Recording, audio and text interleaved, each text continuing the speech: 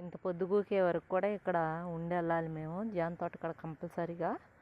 పొద్దున్నే వస్తే సాయంత్రం ఈ టైం వరకు, అంటే పొద్దున్న 6ంటికి తోటలోకి వస్తే మళ్ళీ సాయంత్రం 6 గంటల వరకు ఇక్కడే ఉండాలన్నమాట.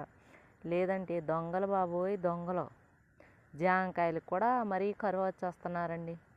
ఇలా తయారైపోయారు, ఏం చేస్తాం చూడండి. ఒక ఆడ మనిషి ఇప్పటి వరకు కాపలా కంటికి రెప్పలా కాపాడాల్సి వస్తుంది, మామూలు కాదనమాట. ఇక్కడోళ్ళ అంత చండాలమైన జనం కొంతమంది ఉన్నారు. అసలు జామకాయలు బతకనివ్వరండి.